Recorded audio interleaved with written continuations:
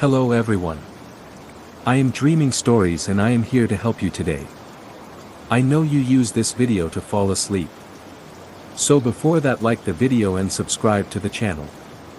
Also, where are you from and what time are you watching? Now get comfortable and relax. The first time I heard the voice, it was just after midnight.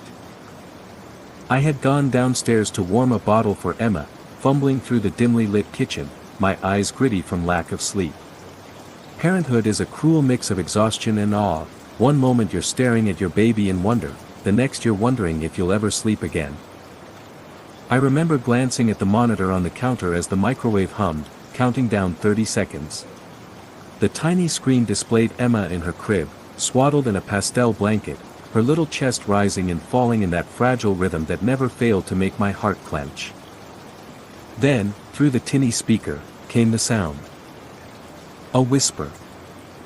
So soft at first, I thought I imagined it, just the crackle of the monitor or static from some late-night radio station bleeding through. But then I froze. The whisper wasn't random noise.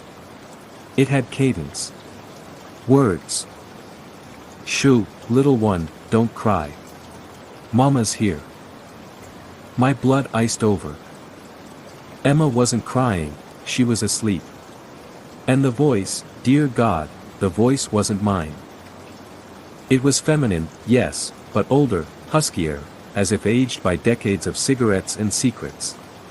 It had that gentle, sing-song lilt you'd use with a child, but under it was something else, something I couldn't name, like hunger disguised as comfort. The microwave beeped and jolted me out of my paralysis. I grabbed the bottle, hands shaking, and rushed back upstairs, 2 steps at a time. My heart thudded against my ribs as I pushed open Emma's nursery door. Empty. Except for Emma, of course. Still in her crib. Still asleep. The room smelled faintly of lavender and baby powder, just as it always did. The rocking chair in the corner was still.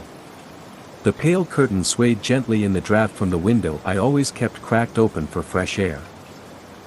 I checked the closet. Nothing. Under the crib.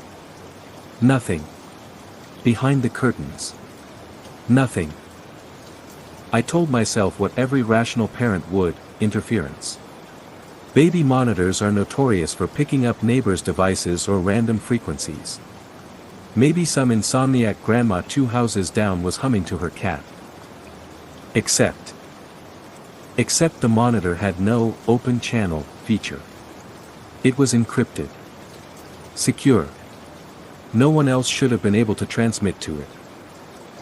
I stood there longer than I should have, scanning the dim room with its shadows pooling in the corners, waiting for something to move.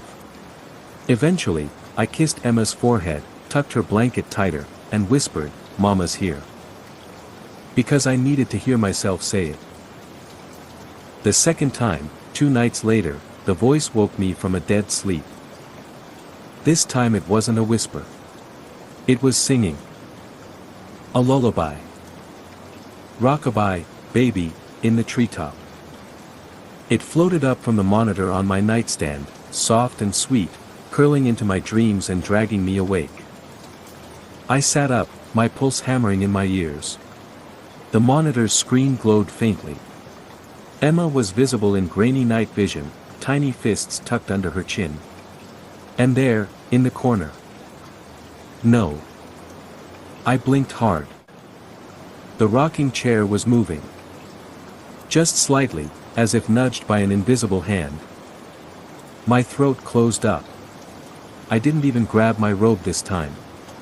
I sprinted across the hall, flung the nursery door wide. The chair was still. Dead still. And yet my skin prickled with the certainty that, seconds ago, it hadn't been. Hello. My voice cracked. Stupid. What did I expect? An answer. Emma whimpered in her sleep, and that sound snapped me back. I scooped her up, clutching her warm, fragile body against mine like a shield, and backed out of the room. We slept downstairs on the couch that night. In the morning, I convinced myself again. A breeze. A trick of my half-asleep brain. Stress. God knows new parents are practically hallucinatory by month 2. But deep down, something had shifted. That lullaby, it hadn't been random. It had been meant for her. And maybe for me. The third time, I recorded it. Because by then, I needed proof. Proof that I wasn't losing my mind. Proof that this presence was real. I set my phone to record the monitor's audio and left it running when I put Emma down for her nap. I stayed in the hall this time, the door cracked, my own breath loud in the silence. For 20 minutes, nothing. Just Emma's soft coos. I almost gave up. Then, faintly. Such a sweet girl, just like mine was. My stomach dropped. Click. The sound of the rocking chair starting to move. We had to hush her too, when he came home angry, had to keep her quiet. The voice cracked on the last word, splintering with something raw. Grief. Rage. I inched closer to the doorway, phone trembling in my hand. Through the gap, the room looked unchanged, pale walls, toys neatly arranged, sunlight pooling on the rug. But I could hear it. Clear as day. I won't let him hurt you too, not this time. Not this time. The rocking chair creaked again, slow and steady, like a heartbeat made of wood. And then, the monitor camera clicked. The infrared adjusted, and the screen on my phone, dear God. There was someone sitting in the chair. A woman. Thin, long hair hanging in damp ropes around her face, her dress a faded floral print from another lifetime. Her arms cradled nothing, nothing but air, but they rocked back and forth as if soothing an invisible infant. And then her head turned. Right. At. The. Camera. Her face. I can't. It wasn't a smile, not really. Too wide. Too full of teeth. But her eyes, oh, her eyes were wet and shining, like twin pits of sorrow and hunger all tangled up together. And then she lifted one finger. Pressed it to her lips. Shoo. The feed cut to static. I don't remember dropping the phone. Don't remember how I got Emma out of that crib without screaming. But I do remember this. When I looked back at the rocking chair, it was empty. And swaying. Just slightly. As if someone had just stood up. I locked every door that night. Every damn one, double-checked the windows too, even the tiny bathroom ones no human could crawl through. It didn't matter, I had this gnawing certainty that locks wouldn't stop her. Not something like that. Emma slept in her bassinet downstairs, close enough that I could reach out and touch her. I sat on the couch with my laptop glowing in the dark, trying to drown out the terror with research. Baby monitor interference was the first thing I typed, and of course, the internet vomited up 1,000 articles about signals crossing, hackers hijacking cameras, urban legends spun out of tech paranoia. Some creep could have been hacking the feed, whispering lullabies for kicks. Except that didn't explain what I saw. Hackers don't manifest as women in faded dresses who stare into the camera like they know you. I scrolled until my eyes burned, until words blurred together. Paranormal forums, true crime blogs, old newspaper archives. That last one caught me. I typed in the name of our street. Our house. The year it was built. And there it was, tucked in a brittle scan of a 1978 paper. Local man arrested in child cruelty case, toddler hospitalized.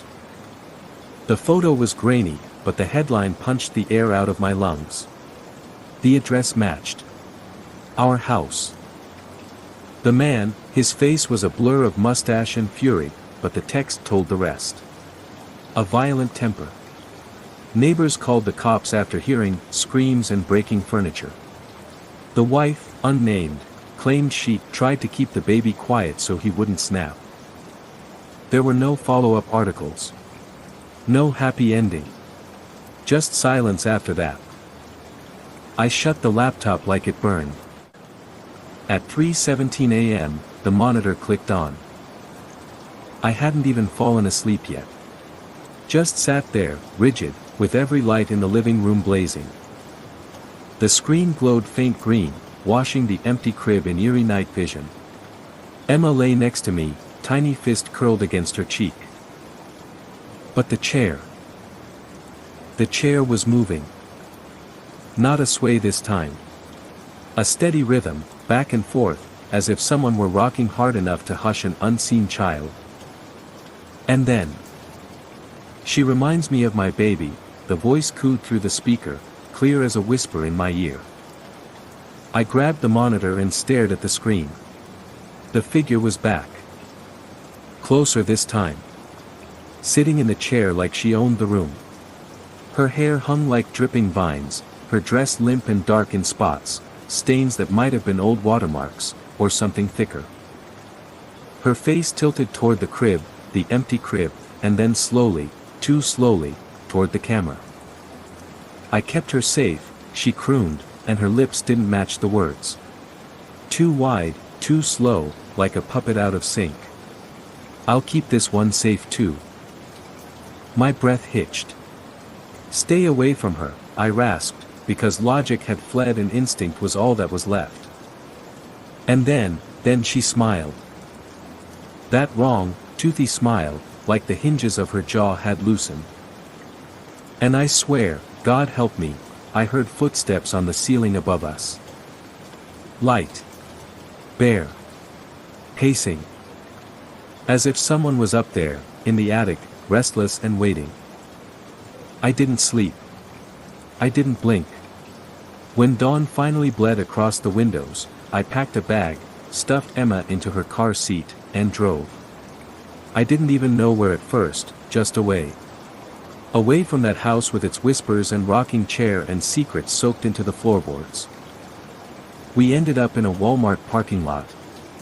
I sat there with the engine running and the baby gumming a pacifier, and I thought, maybe I'm losing it. Maybe postpartum's messing with my head. So I told myself I'd go back in daylight. Get the essentials. Call someone. A priest, maybe. Or a therapist. Both, hell. But when I pulled back into the driveway, the house didn't look empty. The curtains in Emma's room were moving. And I knew, I'd left that window shut. Inside, the air was wrong. Too still. Too heavy. I crept up the stairs with Emma strapped to my chest, every creak of the wood like a gunshot. The nursery door gaped open just a sliver. The rocking chair faced the crib now. And something was in it. Not the woman this time. Something smaller. I pushed the door open an inch, then another, my pulse screaming in my ears. The chair rocked on its own. Empty. Except. No. No, God no. The mobile above the crib was spinning. Fast. Too fast. Like invisible fingers were flicking it in a frenzy. And then the monitor in my hand hissed to life with a voice that wasn't a whisper anymore, it was a shriek, raw and jagged, ripping through the speaker like claws. Don't take her from me. The bassinet straps dug into my shoulders as I ran, Emma wailing against my chest, her tiny body trembling like she felt it too, the rage, the hunger in that scream that chased us down the stairs and out the door. I didn't stop running until we were in the car, doors locked, engine roaring. The monitor screen flickered once before I hurled it into the passenger seat. The last thing it showed. The woman standing in the nursery doorway.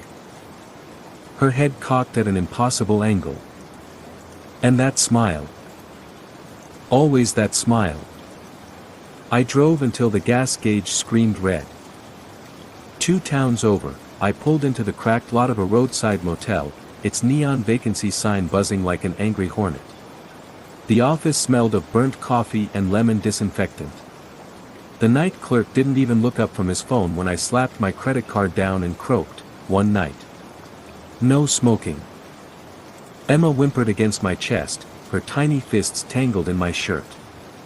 I rocked her instinctively, whispering nonsense to calm her, though my own heart felt like a feral thing clawing at my ribs. When we were finally in the room, a stale box with peeling wallpaper and a bed that groaned under its own weight, I locked the door, shoved the dresser in front of it, and collapsed onto the mattress with Emma curled on my chest. For hours, I lay there in a state that wasn't sleep but something rawer, like my body shut down while my mind hovered, replaying every second in that house. The rocking chair moving. The voice. "Don't take her from me." Every syllable still scraped like broken glass down my spine. When dawn came, pale and sickly through the grimy curtains, I knew I couldn't just keep running. I needed answers. And for that, I had to go back. The house looked different in daylight. Smaller. Harmless, almost. Like a child's drawing of a home, white siding, blue shutters, flowers wilting in their boxes. The kind of place you'd never suspect had rot in its bones. But when I stepped inside, the air felt heavier. Thick with something that wasn't dust or humidity but memory. I left Emma strapped into her carrier in the car, windows cracked, monitor app open on my phone so I could hear her if she fussed. Every nerve screamed to keep her away from this place, but I needed to know what I was up against before I made any decisions. The nursery door was still open. The rocking chair was still. The mobile above the crib hung limp, one tiny plush star dangling by a thread like a hanged man. And there, on the carpet near the crib, was something that made my stomach clench. A footprint. Small. Bare. Wet, as if someone had stepped out of a bath. I followed it. One print, then another, leading toward the closet door. The door was ajar, dark slats yawning like crooked teeth. I should have left. I know that now. But something pulled me forward, some sick gravity that had nothing to do with logic and everything to do with that whisper burned into my brain. I kept her safe. I pushed the door open. Empty. Except. There was a hatch in the ceiling I'd never noticed before. A square panel of wood, stained darker than the rest, with a rusted pull ring. The attic. Every instinct I had as a mother roared against this. But reason, if you can call it that, told me the answers were up there. I fetched the step stool from the laundry room, dragging it across the hardwood like a guillotine scraping stone. The hatch groaned when I tugged the ring. A puff of air spilled down, stale, sweet, and wrong. I climbed. The attic was a coffin of heat and dust, shafts of light knifing through the slats. My flashlight beam jittered across broken trunks, stacks of yellowed newspapers, a rusted crib frame. And then it caught on something that stopped my breath. A rocking horse. Paint cracked and peeling, its eyes wide and staring. Beside it, a doll slumped in a chair, its porcelain face spiderwebbed with fractures, a grin carved too wide. And on the far wall. God. Photographs. Dozens of them, tacked up in uneven rows. A woman with long hair and hollow eyes, cradling a baby.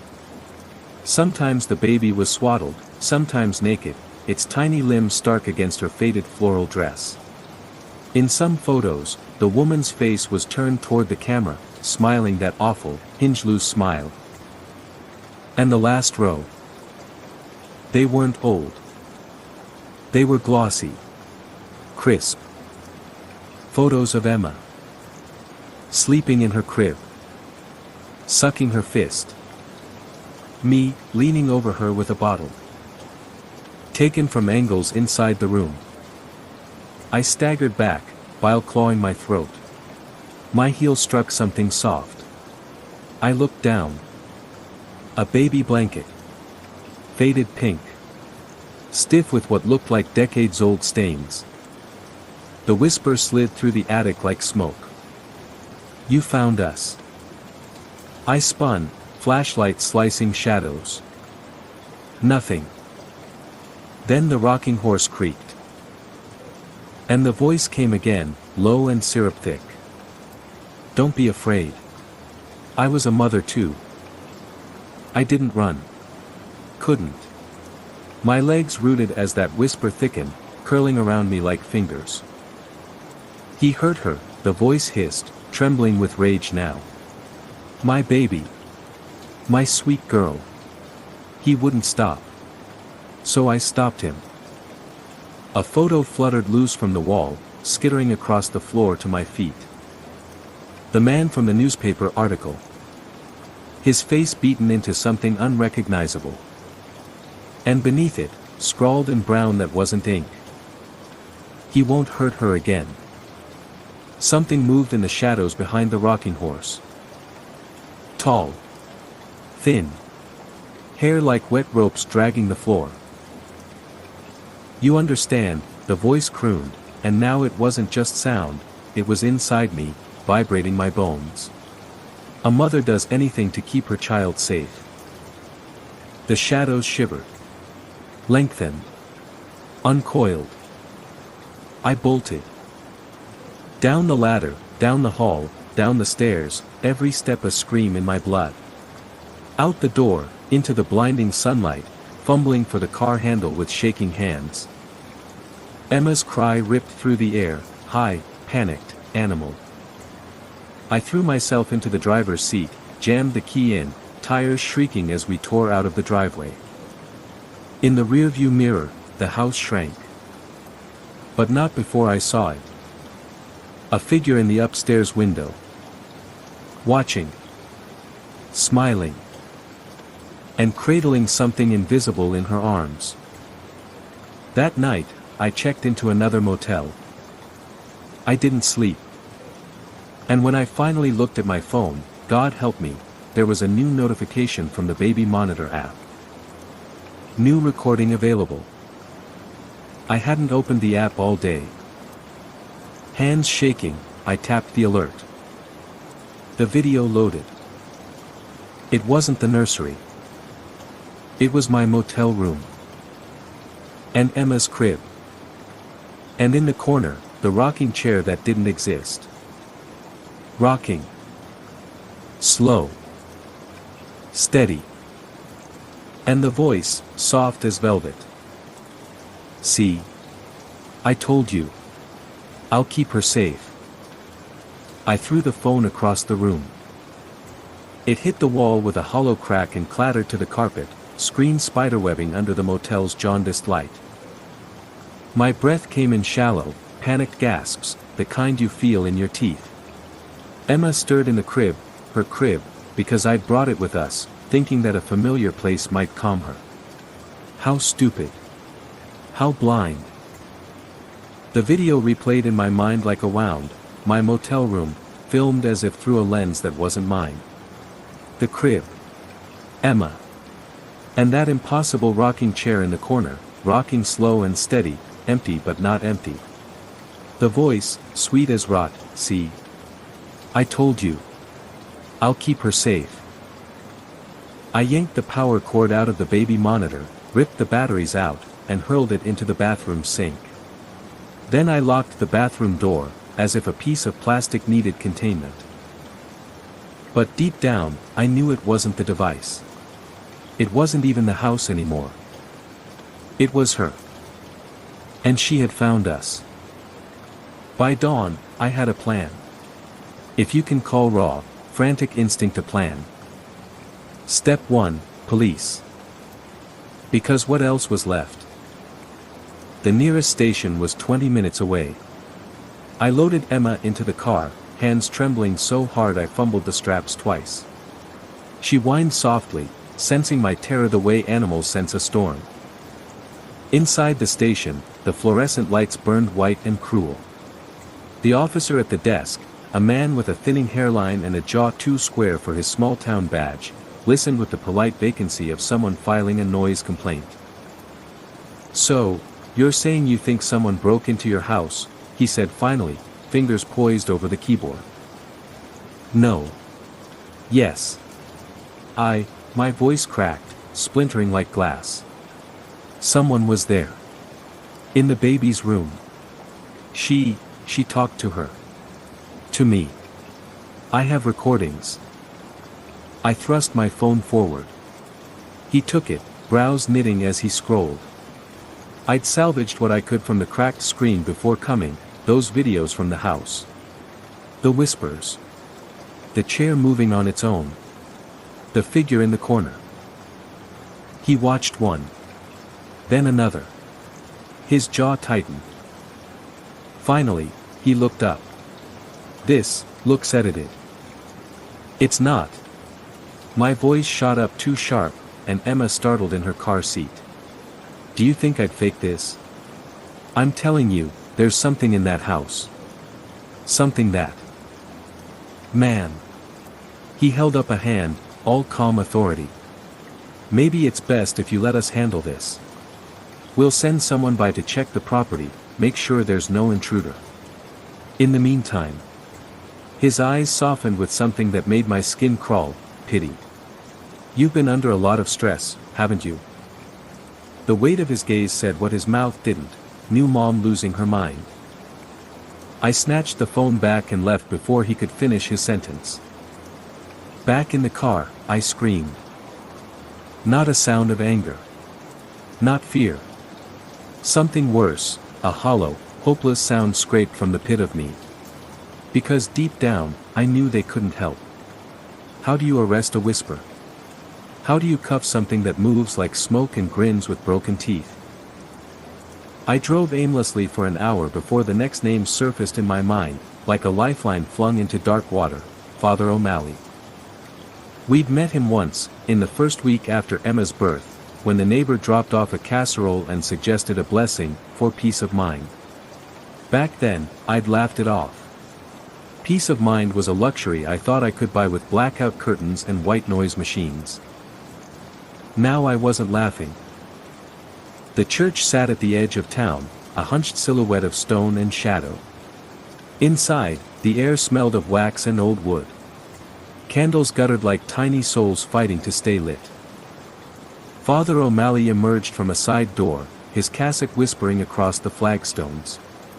His face was a map of creases and kindness, but when I spilled my story, every jagged piece of it, his eyes darkened with something I didn't expect. Recognition. You've seen her, he said softly. Not a question. My throat went dry. You know what this is? He exhaled, a sound like centuries in his chest. Some spirits linger for love. Others for rage. The most dangerous linger for both. He led me into a cramped office lined with shelves that sagged under the weight of leather-bound books. Dust motes spun in the sunbeam slicing through the blinds as he pulled a volume down and flipped it open. The page was yellowed, ink faded but legible, The Harlow Case, 1978. I scanned the words, my pulse pounding louder with every line. Eleanor Harlow, age 29, charged with the murder of her husband, Richard Harlow. Evidence suggested prolonged domestic abuse. Infant daughter deceased under suspicious circumstances. Eleanor claimed the child was safe now and refused to elaborate. She hung herself in custody 2 weeks later. The photo beneath the text was grainy, but I knew that face. Hollow eyes. Wet ropes of hair. The faded floral dress. That's her, I whispered. Father O'Malley shut the book with a thud. She believes she's protecting your child as she could not protect her own. But what she offers is not safety. It's possession. Then stop her, I choked out. Please, stop her. He folded his hands. Exorcisms require consent, and presence. The tether is the house. If she's followed you beyond it. He hesitated, and that pause was worse than any sermon on damnation.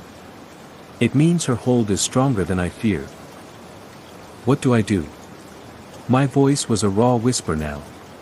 Tell me what to do. His eyes, when they met mine, were the color of storms. Whatever you do, he said, don't let her think you're willing to give the child. That night, I didn't go back to the motel. I didn't go anywhere people could find me. I drove until the road thinned into gravel, until trees closed in like cathedral pillars. A state park, deserted at dusk. I parked deep among the pines, far from the main lot, and set up Emma's bassinet in the back seat. The woods pressed close, whispering with leaves and secrets. I locked the doors, cracked the windows, and clutched the steering wheel like a talisman. For a while, there was only the chirr of crickets and the soft susurration of Emma's breathing. My body sagged, bones molten with exhaustion. My eyelids drooped. Click. The monitor app on my shattered phone lit up. I hadn't reopened it. Hadn't even touched the screen. The feed blinked on, grainy and green. Not the motel. Not the nursery. The car. The camera angle tilted, as if held by invisible hands, panning slowly toward the back seat where Emma slept. And then, in the corner of the frame, the rocking chair. Impossible. Rocking in rhythm with a lullaby that seeped from the speakers like poison honey. Hush, little baby, don't say a word. My scream shattered the night. And in its echo, the voice curled around me like a noose. I told you, Mama. I'll keep her safe, forever.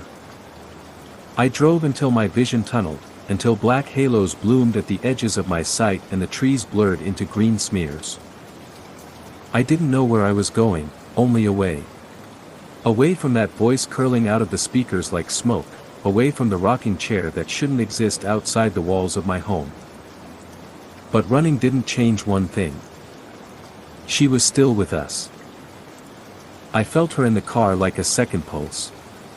In the rear view, the shadows in the back seat seemed too deep, clinging to Emma's bassinet like oil. Every time I blinked, I swore they shifted.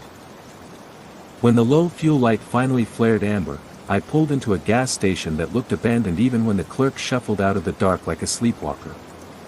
His eyes were rheumy, his breath sour with cigarettes, and when I tried to speak, tried to say something normal like fill it up, my voice fractured into something feral. Do you have security cameras? He blinked, slow. What? Cameras. My hands clenched the counter. In the lot. Inside. Anything. Yeah, sure.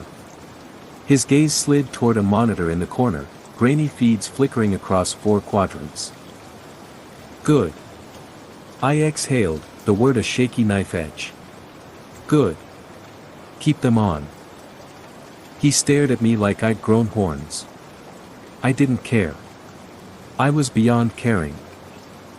The bathroom mirror under the harsh fluorescent light was an executioner's glare. My skin was gray wax, eyes rimmed in raw red crescents, hair hanging in ropes slicked with sweat. I splashed water on my face, gripping the sink so hard the veins in my hands corded like steel cables. For a second, just a second, I thought I saw something behind me in the mirror. A woman. Standing in the doorway. Head tilted, eyes like black glass marbles sunk in a face that was more shadow than flesh. I spun. Nothing. Just the hum of the flickering light and the whisper of water dripping from the faucet. But my reflection smiled. Too wide. And I wasn't smiling. When I stumbled back to the car, the world outside had changed. The sun was down, strangled by a bruise of storm clouds. The lot was empty except for my car, and for a moment, a figure I thought was a tree, until it moved. Slow. Toward the rear door. I broke into a run, gravel spitting under my shoes, my scream raw and wordless as I lunged for the handle. The back seat was empty. Emma was there, swaddled and blinking, little mouth working on the pacifier with oblivious calm. But the door. The inside handle was wet. With what? I didn't want to know. I drove again. No destination, no plan. Just the roar of tires and blood in my ears until the storm finally broke, rain slamming the windshield like 1,000 fists. Lightning carved the sky in white shards, and in each flash, I swore I saw her face reflected in the glass. Closer each time. Whispering without sound, "Give her to me." By midnight, I was back at the house. God help me, I don't even remember deciding.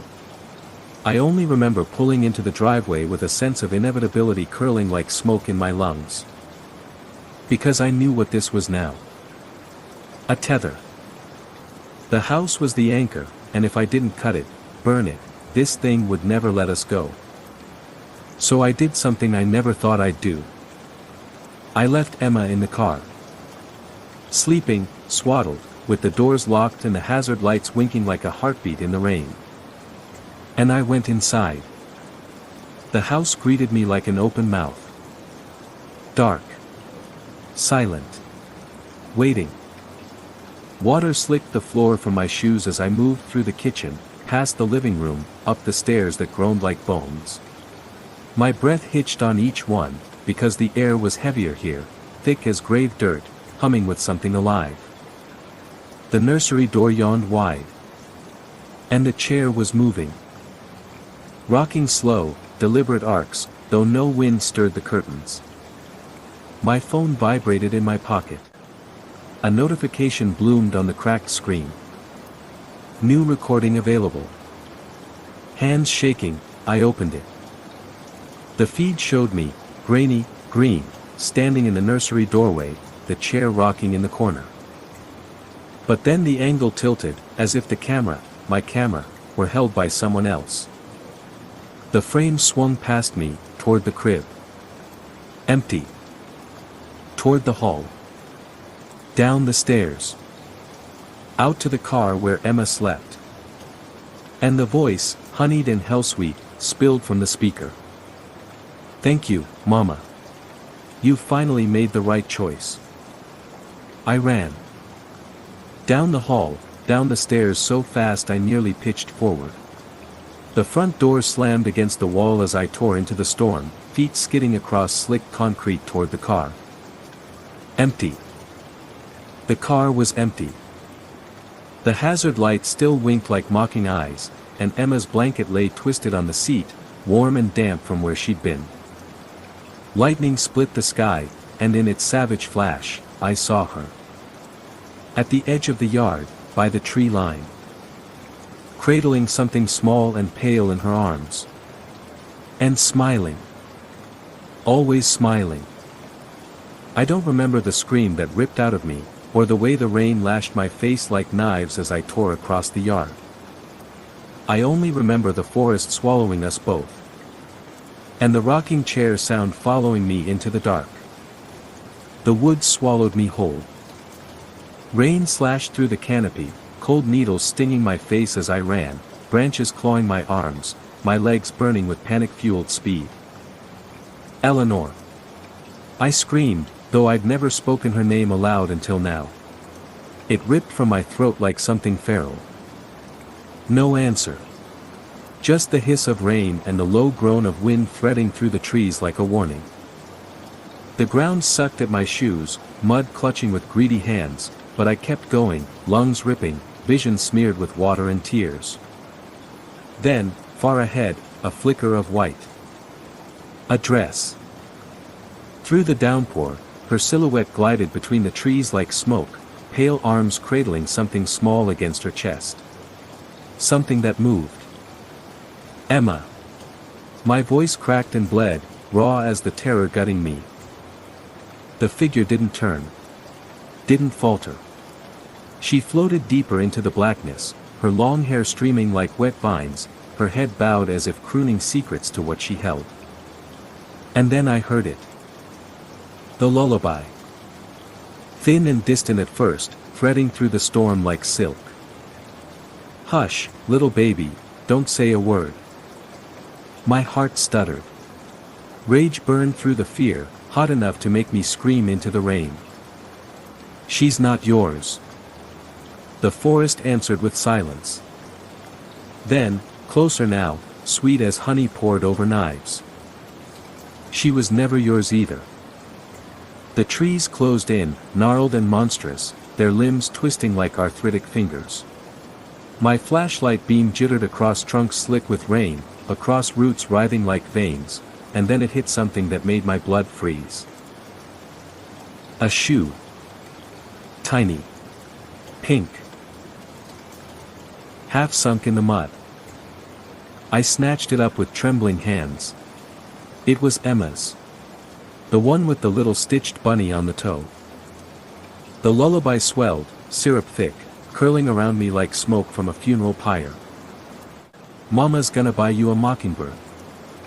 My breath shattered. I plunged forward, thrashing through undergrowth, heart hammering like war drums. The beam caught another shape, a break in the trees where darkness thickened into something solid. A house. Or what was left of one. A skeleton of rot crouching in a clearing, its roof sagging like a broken spine, its windows black eyes weeping vines. A porch slumped against the earth, boards gaping like teeth. And through the jagged doorway, a glow. Soft. Golden. Beckoning. The voice spilled from it, low and lilting now, a razor wrapped in velvet. Come inside, Mama. She's waiting. The stench hit me first when I crossed the threshold, damp wood, mold, something sweeter underneath, cloying, rancid, like flowers left too long in stagnant water. The walls were papered with rot, their patterns ghosted with mildew. My footsteps sank into a carpet of damp leaves and something else I didn't want to name. And there, in the center of the room, was the rocking chair. Whole and gleaming, as if time had never touched it. It rocked in slow, greedy arcs, and in its arms. Emma. Wrapped in her pink blanket, her face soft with sleep. Relief detonated in my chest so violently it stole my breath. Emma, I gasped, stumbling forward, arms out. And froze. Because the chair was not empty except for her. Eleanor sat there, her long hair hanging in slick ropes, her dress clinging like wet paper to bones that shouldn't hold shape. Her arms cradled my baby with a tenderness that turned my blood to ice. She looked up. And smiled. Always that smile. See, she whispered, voice blooming in every shadow. She's safe now. My hands curled into claws. Give her to me. Eleanor's head tilted, slow as a marionette. Her eyes gleamed like pits filled with oil. You don't understand. Men hurt little girls. The world hurts them. But I can keep her safe. Lightning strobed through the shattered window, splashing her face in white fire. For a heartbeat, I saw what lay beneath the ruin of her flesh, something black and endless, grinning through her like a skull through melting wax. You let him hurt her, I spat, the words a blade, because rage was the only thing holding me up. Your baby. You failed her. And now you think you get mine. Her smile cracked wider, splitting like rotten fruit. She screamed for me, Eleanor hissed, voice splintering into shards of grief. She begged, and I couldn't, her hands trembled, gripping Emma tighter.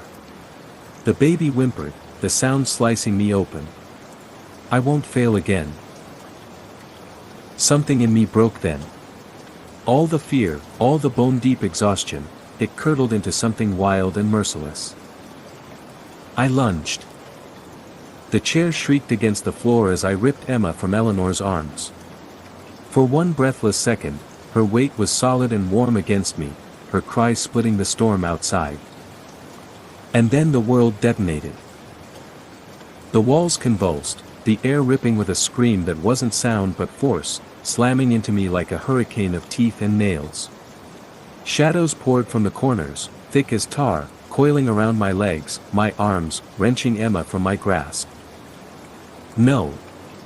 I howled, thrashing, clawing, but the dark dragged her back, cradled her in arms that weren't arms, rocked her in that cursed chair as the lullaby rose, deafening now, 1,000 voices singing in Eleanor's throat.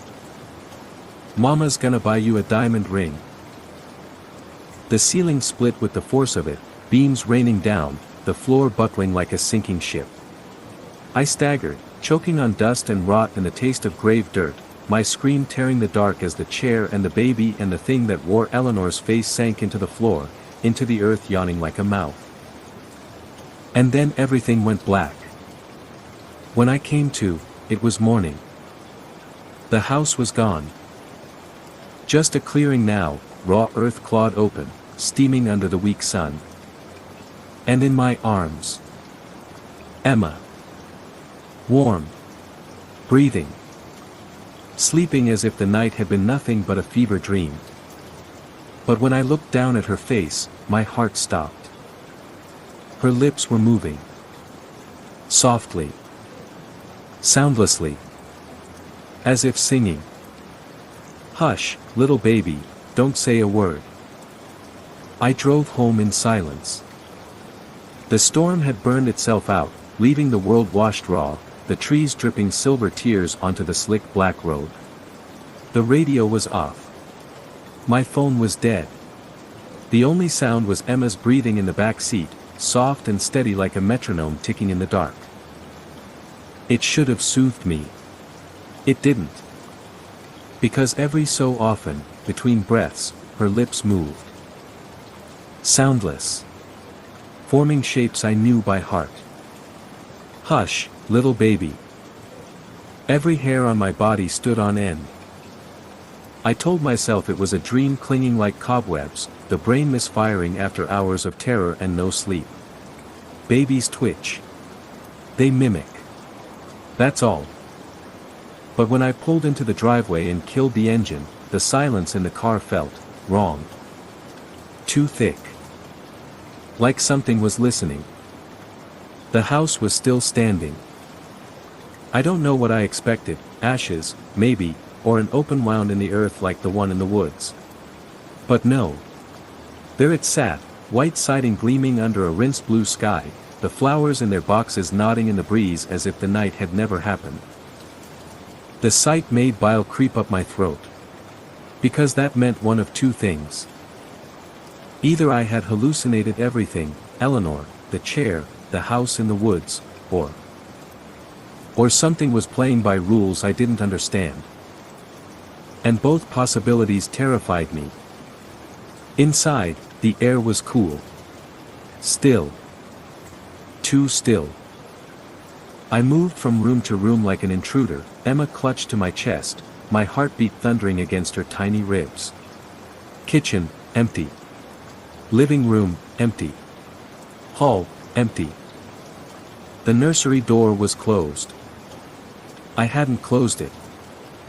My hand shook as I turned the knob. The room yawned open, pale and innocent as a page. The crib stood where it always had. The mobile hung limp. The rocking chair sat silent in the corner, its wooden bones gleaming in a shaft of sunlight. But when I stepped inside, the floor creaked under my weight like something breathing. And in that breath, I heard it. Faint. Sweet. Slithering up from the bones of the house like a lullaby buried alive. If that mockingbird won't sing, Mama's gonna buy you a diamond ring. I spun, pulse detonating. Nothing. Just sunlight. Just silence. By afternoon, I convinced myself again. Sleep deprivation. Postpartum stress. A mind stretched too thin. So I did what I thought would make it normal again, routine. I bathed Emma. Fed her. Rocked her in my arms while the late light spilled gold across the floorboards. I even hummed to her, soft, tuneless sounds that tasted of desperation, because if I stopped, if silence fell, I knew I'd hear it. That other voice. That velvet knife. Night came slow and heavy.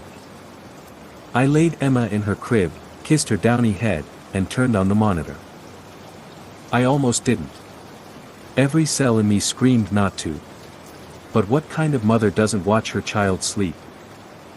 The screen bloomed in grainy green, the crib a rectangle of shadow and light. Emma shifted, sighed. The chair crouched in the corner like a patient animal. Still. I crawled into bed, clutching the monitor like a talisman, and told myself I'd stay awake this time. I didn't. When I woke, the room was dark. Too dark. The monitor glowed faint on the nightstand, painting my hands sickly green as I reached for it. The feed jittered, flickering like a dying candle. The crib was empty. My breath hitched, snagging in my throat. And then the camera moved. Not tilted. Not shook. Moved, smooth, deliberate, panning across the nursery toward the chair. Eleanor sat there. Not as a shadow this time. Not grainy, not blurred. Clear. Crisp. Every strand of her hair gleamed wet in the infrared glow. Her dress sagged in sodden folds, blooming dark where water, or blood, had dried. And in her arms, Emma. Her tiny face pale as milk, eyes wide and glassy, her lips working soundlessly as Eleanor rocked her, slow and greedy, the chair creaking in rhythm with the words spilling from that corpse mouth like honey laced with arsenic. Shoo, little one. Mama's here. My scream never made it past my teeth because the monitor exploded with sound then, Emma's voice, high and sweet, singing in perfect harmony. Hush, little baby, don't say a word. And she smiled. My baby smiled. But it wasn't her smile. It was Eleanor's. The monitor slipped from my hand and shattered on the floor. I didn't feel it. Didn't feel the glass bite my feet as I ran, down the hall, through the nursery door that gaped like a mouth. Empty. The crib. The chair. Everything empty. Except for the mobile. Spinning. Slow and steady, like the ticking of a clock winding down to something final. And faint, so faint I thought it was in my bones, not the air. A whisper curling like smoke from the dark. Don't cry, Mama. You'll wake her. When I turned, Emma was standing in the doorway. Standing. Not crawling. Not toddling. Standing on her own 2 feet, swaying slightly, her blanket trailing like a veil, her eyes black as oil and her mouth split in a smile that was all teeth. And when she spoke, her voice was 2 voices tangled into one. She's safe now. Then the lights blew out. The darkness swallowed the room like a flood. I couldn't see her anymore, Emma, my Emma, but I could feel her. The air had weight now, pressing on my skin like damp hands, clinging, suffocating. Somewhere in the black, a board creaked slow and deliberate, like a step. Then another. Emma. My voice cracked, splintering like dry wood. Sweetheart, come to Mama. The reply slithered through the dark, low and sing-song, 2 voices braided together, one high and sweet like sugar water, the other thick and rotting as earth after rain. Mama's gonna buy you a mockingbird. I backed toward the hall, my hands groping for the doorframe, my heartbeat a war drum in my throat. Another step. Closer now. Then a sound like bone popping, sharp and wet, and something brushed my ankle, soft, cold, wrong. I bolted. My shoulder slammed the doorframe, pain detonating white-hot down my arm, but I didn't stop. I careened into the hall, down the stairs, my feet barely touching the steps. Behind me, the lullaby twined through the air like smoke, sweet and poisonous. If that mockingbird won't sing, Mama's gonna buy you a diamond ring. The words were closer now. Everywhere. Inside my head, my teeth, my bones. The front door loomed like salvation. I wrenched it open, rain-laced wind knifing my face, and stumbled into the yard. And froze. The house across the street. The one with the peeling blue shutters. Its windows were glowing. Not with light. With eyes. Dozens of them, small and slick, blinking in unison like fish in a tank. The shutters quivered as if breathing. The roofline sagged like a wet grin. And then, from every window, from every crack in the siding, a chorus rose, thin, sweet, and endless. Hush, little baby, don't say a word. I clamped my hands over my ears, but it didn't matter. The sound was inside me now, blooming like rot in my marrow. And under it, threading through like a vein of ice, was Eleanor's voice. You can't run, Mama. She's mine now. The screen door slammed behind me. Not from the wind. From something coming down the hall. I ran. Barefoot, half blind, rain slicking my skin as I tore across the yard, gravel biting my feet, breath ripping my throat raw. The car was a black shape in the drive, rainwater streaming down its flanks like tears. I wrenched the door open, flung myself inside, jammed the lock down. And froze. The car seat was gone. The straps dangled like nooses from the frame, swaying with the motion of something that had just slipped free. Emma. My whisper was a prayer and a curse all tangled into one. The lullaby swelled, deafening now, coming from nowhere and everywhere. Mama's gonna buy you a looking glass. My hands clawed for the ignition, the engine shrieking to life as I slammed the car into reverse, tires screaming against wet asphalt. And then she was there. In the headlights. Emma.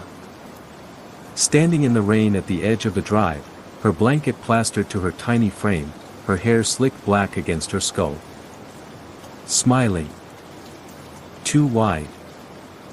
And behind her. Eleanor. Tall and thin as a shadow stretched by hunger, her head tilting with a sound like wet rope twisting, her eyes two bottomless pits of night. Her dress hung in sodden tatters, blooming dark with stains that would never wash out. She raised her arms.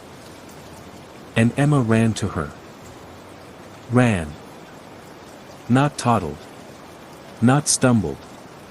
Ran with the sure-footed grace of something that wasn't a child anymore, her little hands outstretched like a supplicant reaching for salvation. No.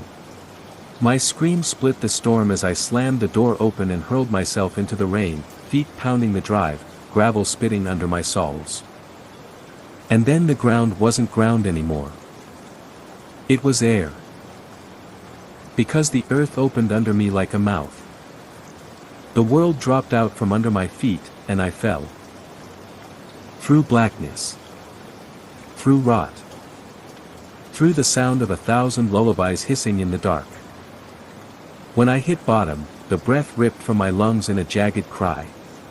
The air was damp and warm, reeking of mold and something sweeter, like flowers rotting in a sealed room. I pushed up on shaking arms, my palms sinking into earth that pulsed under my skin, soft as meat. My breath sawed in and out as my eyes adjusted to the dim glow bleeding from the walls, light that wasn't light but something fungal, veined and throbbing. And in the center of that sickly glow was the rocking chair. It moved in slow, greedy arcs, its wooden bones creaking like ribs under strain. Eleanor sat in it. And in her lap. Emma.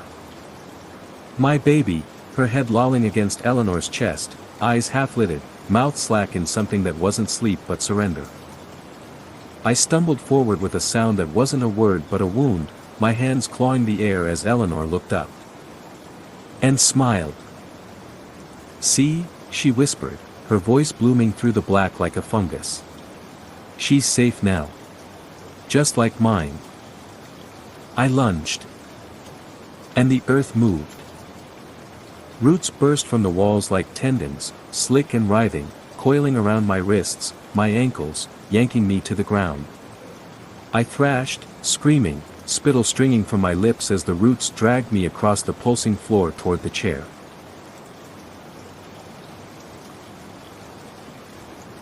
Toward Eleanor.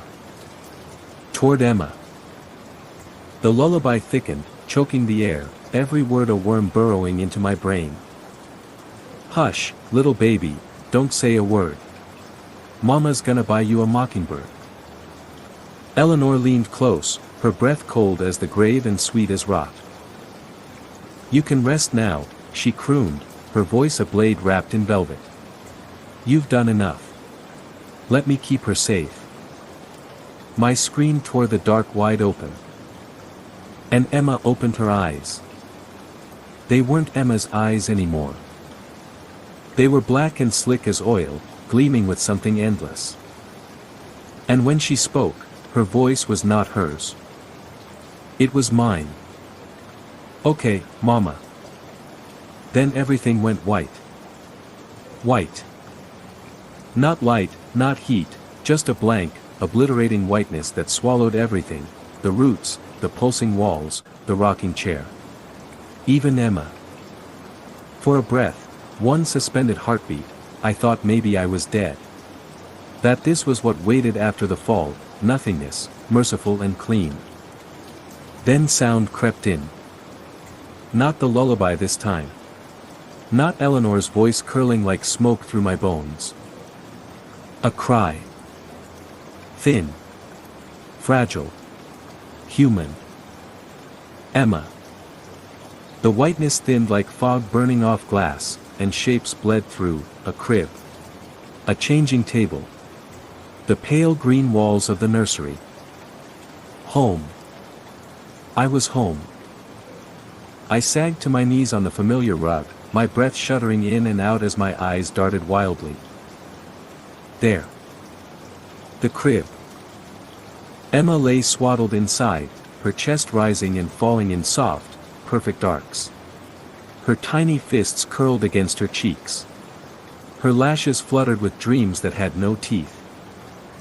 For one delirious moment, relief detonated in me like fireworks. I stumbled forward, hands outstretched, a sob ripping loose from my throat. And froze. Because the rocking chair was moving. Slow. Greedy. Its creak splintered the silence like a hinge turning on bone. And in the chair. Eleanor. Smiling. Always smiling. You see. Her voice was soft now, velvet draped over a blade. You can't take her from me. Not anymore. My breath shattered into fragments. She's mine, I rasped, my throat raw. She's my baby. Was, Eleanor whispered, her eyes gleaming like pits of oil under moonlight. You gave her to me the moment you stopped fighting. I never, the words tore out of me like shrapnel, but they died on my tongue when Emma stirred. She opened her eyes. Black. Slick as tar. And her mouth curved in a smile that didn't belong on a face so small. "Hi, Mama," she said. Two voices tangled in those words, one high and sweet like sugar water, the other low and thick with rot. Eleanor's voice. My stomach dropped into an endless dark. "No," I choked. "No, no, no." Emma pushed herself upright with a strength that didn't belong to an infant. Her movements were fluid, boneless, wrong. She climbed from the crib like a marionette freed of strings and toddled toward Eleanor, her bare feet soundless on the floor. The lullaby rose again, swelling until it filled the room like smoke. "Hush, little baby, don't say a word. The walls pulsed with it. The floor throbbed under my knees. And in that moment, I understood. This wasn't about protection. Not anymore. This was hunger. Eleanor didn't want Emma safe. She wanted her filled with herself. She wanted to wear my child like a second skin, a vessel to crawl out of death and back into life. And she was almost done. Stop! I screamed, lurching forward. My hands closed around Emma's tiny shoulders, and for a heartbeat, she felt real, warm and solid in mine. Then her head snapped toward me. And her mouth split wide. Too wide. A grin unhinging into something inhuman, teeth stretching into pale needles as her jaw opened and opened and opened until her face was nothing but a black hole rimmed with bone. The scream that tore out of me was raw enough to strip my throat to ribbons. I yanked her back, clawing for the door, but roots boiled up through the floor, slick and writhing, snaring my ankles, my wrists, dragging me down. And Eleanor rose from the chair. She unfolded like smoke, her limbs too long, her spine bending backward with a wet crack as she floated toward me, her mouth yawning into a cavern of shadow. "Shoo," she crooned, her voice blooming through my skull like a tumor. "You've done enough, Mama. Let me finish." The roots hauled me toward her, my nails ripping grooves in the floorboards, my screams shredding the dark as Emma, no, the thing that wore Emma, clambered over my chest, her little hands pinning me down with strength like iron. And then, silence. Thick. Absolute. The kind that makes your ears ring with the memory of sound. Eleanor's face loomed over mine, her black eyes dripping night, her mouth a maw of hunger. "Don't worry," she whispered, her breath cold as winter earth. "You'll always be part of her."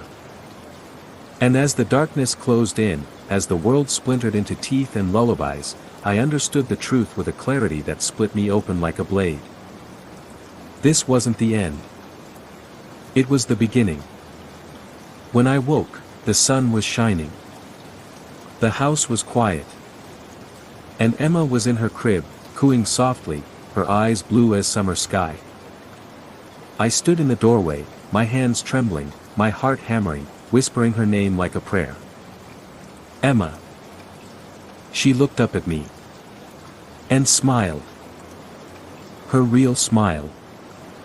Sweet. Innocent. Perfect. Relief crashed through me so hard I sagged against the wall, sobbing until my throat ached, until the world blurred into light and shadow. When I finally looked at her again, she was still smiling. But her lips were moving. Soundless. Forming words I didn't need to hear to know. "Hush, little baby, don't say a word." For 3 days, I pretended everything was normal. I had to. Because if I didn't, if I let myself peel back the skin of this fragile calm, I knew what I'd see underneath: teeth. Emma laughed. Cooed. Clutched my finger in her soft fist and gurgled like a brook winding through sunlight. Anyone else would have said she was perfect. But I saw the cracks. The way her eyes lingered too long on empty corners. How her head cocked just so, as if listening to a voice I couldn't hear. The way her lips moved when she thought I wasn't watching. Soundless. Always soundless. "Hush, little baby, don't say a word." Every night, I left the baby monitor off. Unplugged. Shoved into the drawer like a severed tongue. And every night, without fail, at 3:17 a.m., I woke to the sound of a rocking chair. Not loud. Not close. Just a whisper of wood on wood, soft and steady, curling through the house like smoke. No matter where I moved Emma, our bed, the couch, the goddamn bathtub, I heard it. Always at 3:17. Always rocking. Always waiting. On the 4th night, I broke. I couldn't keep living in this limbo, pacing the edge of a blade while the abyss licked its lips below. So I did what no mother should ever do. I locked Emma in the crib. Just for a minute, I told myself. Just long enough to know the truth. I stepped into the hall, the monitor clutched in my sweaty hand, and turned it on. The feed flickered to life, grainy green painting the nursery in sickly light. Emma lay still, her chest rising and falling in soft arcs. I stared. Waited. 1 minute. 2. 5. And then. The shadows in the corner moved. Slow. Greedy. Stretching up the wall like ink spilled in reverse. The rocking chair emerged from the dark, blooming like a bruise. And Eleanor was in it. Her hair hung like ropes of wet silk, her dress clinging to her bones in folds of rot, her eyes twin pits of midnight. She smiled. Always that smile. See, she whispered, her voice curling from the monitor into my ears, my lungs, my blood. You tried, Mama. You really did. But she belongs to me now. I ran. The monitor shattered against the wall as I tore into the nursery, my breath a blade in my throat, my hands clawing for Emma. Empty. The crib was empty. And the chair rocked. Slow. Steady. Cradling something I couldn't see but felt in my bones, in the marrow screaming with a mother's terror. Give her back. My voice ripped from me, raw and ragged. Take me instead. Do you hear me? Take me. Eleanor rose from the chair like smoke uncoiling from a pyre. Her head tilted, her mouth stretching wide, wider, until it split her face in half, blackness yawning like a grave. You already gave yourself, she whispered. The floor split. The walls convulsed. Roots boiled up from the boards, slick and pulsing, wrapping my wrists, my ankles, yanking me down into the earth yawning like a throat. And Emma appeared in the doorway. Smiling. Her eyes blue as summer sky. Her voice sweet as sugar water. Bye-bye, Mama. Then the roots dragged me into the dark. When the police found the house, it was empty. They said I ran. Snapped under the weight of sleepless nights and postpartum storms. Left my baby alone. But Emma wasn't alone. Oh no. She was never alone. The neighbors say they hear singing sometimes, drifting through the nursery window in the small hours of the night. Hush, little baby, don't say a word. And sometimes, just sometimes, if you walk by the house at 3:17 a.m., you'll see it. The rocking chair. Moving. Slow. Steady. With two shadows in its arms. And both of them smiling.